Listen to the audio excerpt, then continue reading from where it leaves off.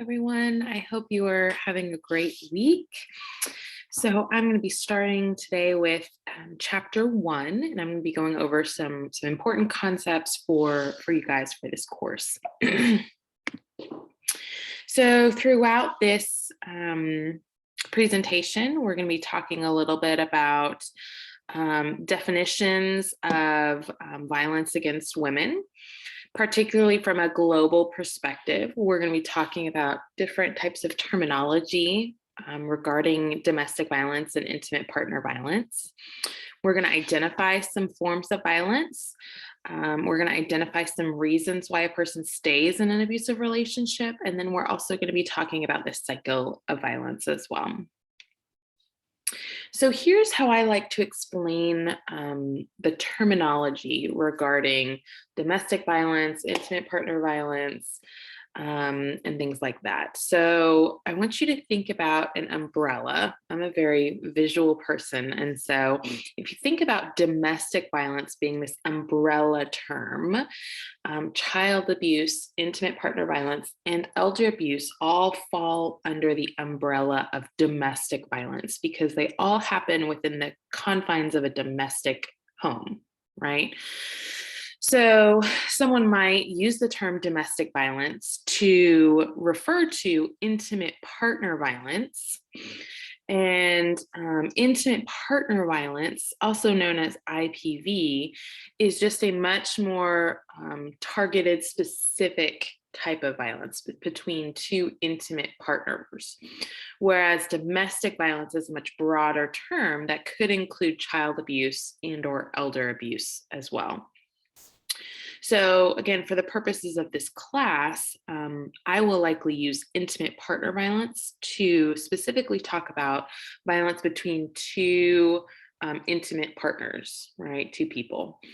And we will also be talking about child abuse, and we will also be talking about abuse, older adults abuse as well. So again, here's some of the, again, that's part of the problem with some of the research that we do is there's so much different terminology. Terminology is different between researchers, between practitioners, between the criminal justice system, and things like that. So domestic violence, intimate partner violence, which is what is used primarily in the research, spousal abuse, partner abuse, battered women, dating violence, domestic assault, family violence. So all of these are different terms. So again, for the purposes of this class, I will use intimate partner violence when I'm talking about violence between two partners. So a global, this is from the textbook. So this is a global definition of violence against women. So it includes physical, sexual, psychological violence occurring in families, including sexual abuse of children in the household, dowry-related violence, marital rape, female genitalia mutilation, and other traditional practices that are harmful to women. So other aspects of global violence against women might also include physical, sexual, psychological violence in a workplace or an educational institution. And then finally, violence that's perpetrated or condoned by the state or by the government. So that's what we're seeing a lot of in Afghanistan, for example, right now. So one of the things that I want you to remember within this class, especially with intimate partner violence, although it also includes child abuse and elder abuse as well, is that this is a pattern of behavior. This isn't just a one-time form of abuse. This is a pattern that occurs over a period of time. It can also include psychological abuse, sexual violence, isolation, deprivation, intimidation, and then economic coercion or economic abuse as well. These are perpetrated by adults or adolescents. We will have a chapter on teen dating violence as well. Intimate partners that are either current or former dating, married, or cohabitating, living together. And it can also be something that's perpetrated between individuals of same-sex relationships as well. So this is some other information kind of outside of the textbook. So this is information that I put in here that's not necessarily in the textbook in this chapter, but I wanted to include in the very beginning because I want you guys to be familiar with some of this information from the get-go. We go more into detail specifically about intimate partner violence and some of these concepts in chapter 8. And so I wanted to introduce it a little bit more in the beginning as well. So again, this is going to be talking about intimate partner violence. So things, the types of abuse includes physical abuse, obviously. And so this is the one that most often people think about when they hear intimate partner violence is the bruises, the broken bones, things like that. And so it can include any of these different types of things. Destroying property, physically restraining you, throwing things at you. Strangulation. So I want to talk a little bit about strangulation for just a second, because that one has actually, in the past 10 to 15 years, has really changed how we approach it from a legal standpoint.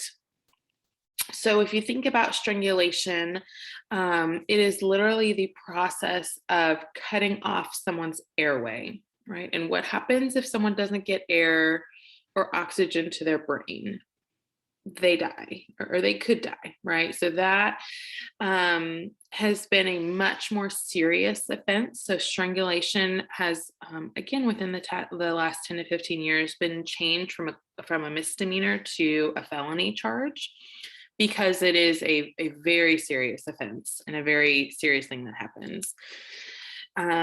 So one of the things that when I was working at a police department, one of the things that you work with the police officers on is training, and they have very specific training on looking for evidence regarding strangulation to prove that strangulation happened. So that might include redness or taking pictures of their neck, because they may not bruise for several days later. So it may include taking pictures of their neck, scratch marks on their neck. It may include, bloodshot eyes. And it may include defensive wounds on the abuser. And so taking pictures of the defensive wounds on an abuser. It may include a raspy voice. So again, all of these things are really important to document for police to be aware of and document in order to provide that in a court. So then another form of abuse is sexual abuse. And so obviously the number one thing that we think about with sexual abuse is forced sex, forcing someone to have sex. But it can also include a lot of other types of sexual abuse in terms of performing sexual acts that you don't want, putting you at risk for an unwanted pregnancy or a sexually transmitted disease. Again, we'll talk more about that. I think in chapter 8, where we talk about reproductive coercion. It can be withholding sex or affection, and a lot of people don't really understand that. But again, it's a form of manipulation and a form of abuse to withhold that affection. It can be calling you sexual names or telling sexual or demeaning jokes about you as well. Other things, again, outside of just the forced sex, forcing you to have sex with others, forcing you to watch pornography, disregarding your sexual needs and feelings, spreading rumors about your sexual behaviors. So again, there's a lot of different types of sexual abuse, but almost all of these, are not criminally enforceable. So they're not criminal acts, unfortunately. So then we get to another one called emotional abuse. And when I was working with survivors of intimate partner violence, this is the one that they say is the absolute hardest to overcome.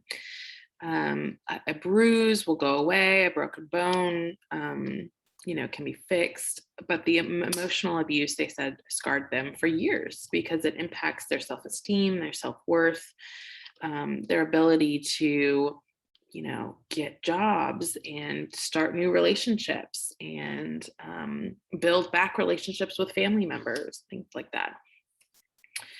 So emotional abuse, I mean, just imagine someone calling you names repeatedly, criticizing you repeatedly, blaming you for causing the abuse, right? So I had a woman who said, her partner said, well, if you had just cleaned the house before I got home, none of this would have happened, right? Criticizing or threatening family or friends, isolating you from family and friends. We'll talk about that a lot more in detail. Abuses animals. Again, in the later chapter, we're going to talk about animal cruelty and the relationship with intimate partner violence. Becomes angry if meals or housework are not done to his or her liking. So I have a story that is one of my favorite to tell, but it's also one of the hardest. I worked as a transitional housing coordinator. And so I would go to the women's homes that were in our program, that we were help housing them. And I would make sure that they had everything that they needed, that they were settled in, that they were receiving the counseling and that the help that they needed and things like that. And I would always try and time my visits so that I didn't interrupt lunchtime or dinner time or anything like that. I would always take a bottle of water with me so they didn't feel obligated to, give me a drink or provide anything for me. And so I had a home visit scheduled for 3:00.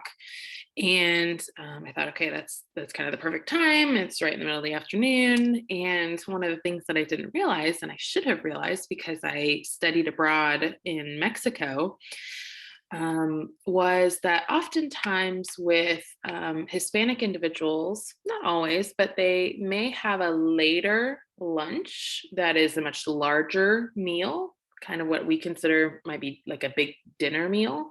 And then oftentimes they have just like a sandwich or tostadas or something small for dinner. And so when I got there, this woman had prepared an entire meal for us. And so, of course, I sat down and I ate the meal.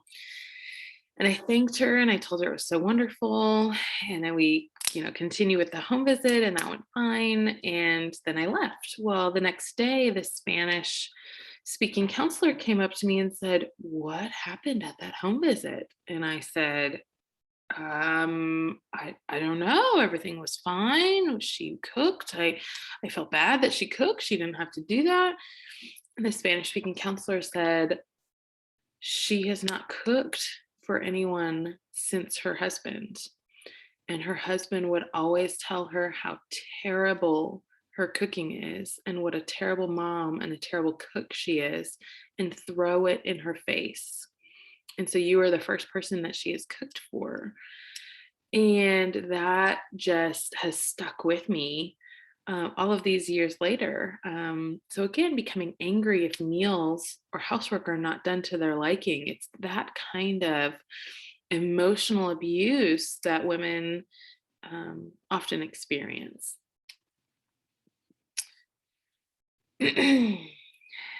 Taking car keys away, taking money away, checking up on you, coming home late, using drugs, telling you that you're a bad parent, threatening to call CPS.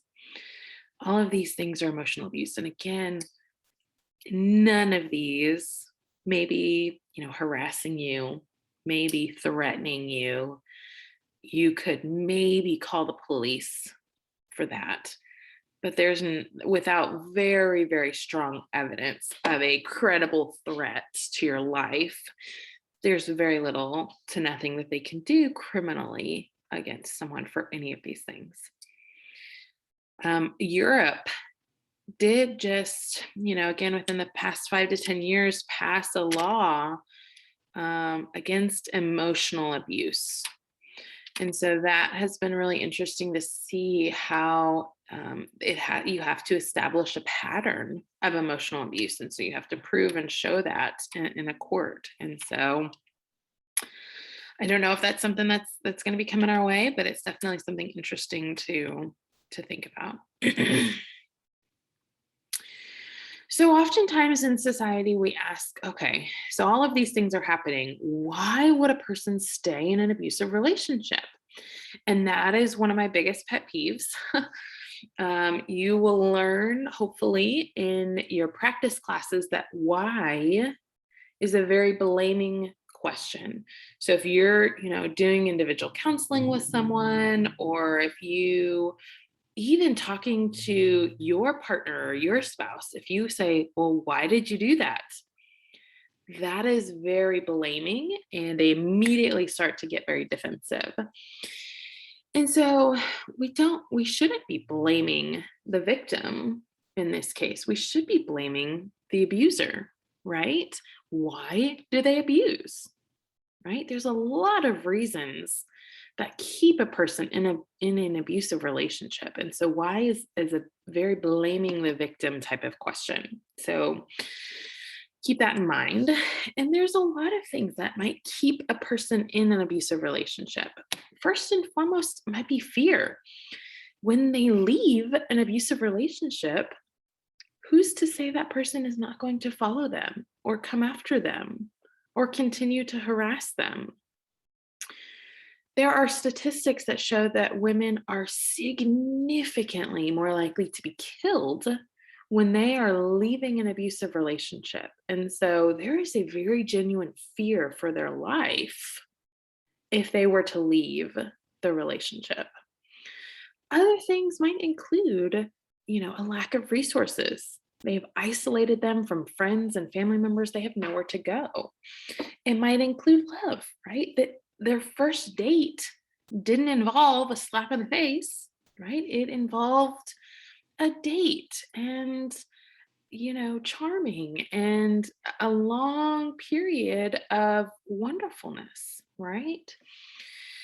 Um, and so there's a lot of different reasons why a person might stay in an abusive relationship. Family pressures. I can't tell you the number of women who I've worked with. One woman turned to her mom after she had been beaten, and her mom said, "You made your bed, now you have to lie in it, and don't go around airing your dirty laundry." And another woman who was actually from the Middle East, her entire family disowned her because she left the abusive relationship. So again, there's no real, fast and easy reason for what keeps a person in an abusive relationship. There's a lot of really valid reasons. So when we talk about abuse, right, I want you to think about this cycle of violence. And it doesn't always happen exactly, like this picture depicts. But oftentimes we start in the honeymoon phase, right? We start right here in the honeymoon phase. And that's how we start any relationship, right? And then slowly over time, tension builds, right? And women often describe this as the walking on eggshells. And it usually happens after some sort of big event. So either they moved in together, or they got engaged, or they got married, or they got pregnant, right? So some kind of event that latched him on even further, right? And so then this tension starts building, and there's more and more anger, more and more violent outbursts. And then something happens, some kind of explosion, some kind of fight happens.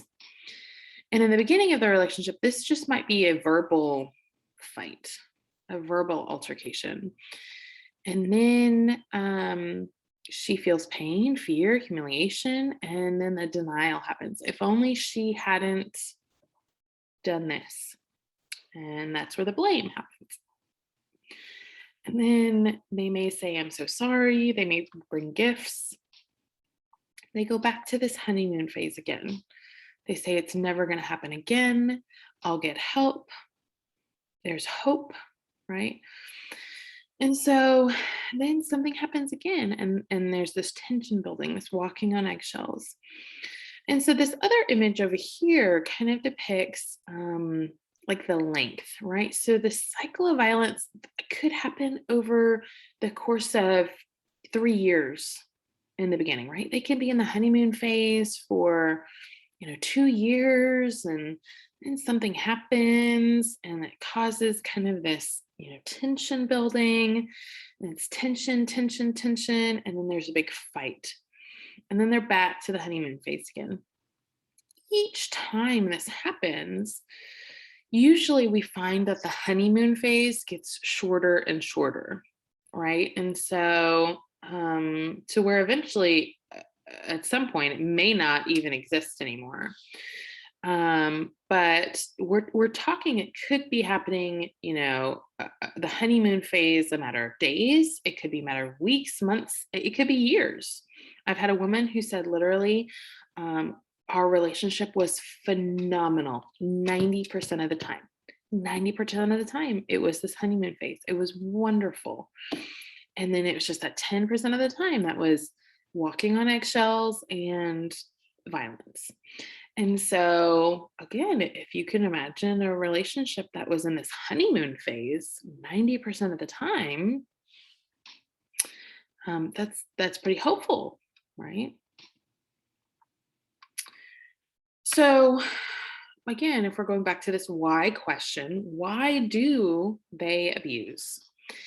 And it's all about power and control. And I don't know if the textbook specifically talks about this, but chapter 8, we do talk about this in detail.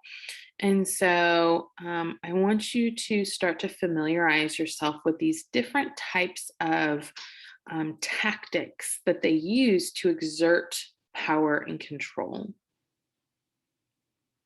I won't go through all of them right now, but definitely just start to familiarize yourself with that. And then most victims, they need no judgments, right? They need a safe place. They need a safety plan, which is one of the things that you'll be doing in this class. They need some kind of support system. And then there's a lot of things too that they could need when and if they decide to take the next steps.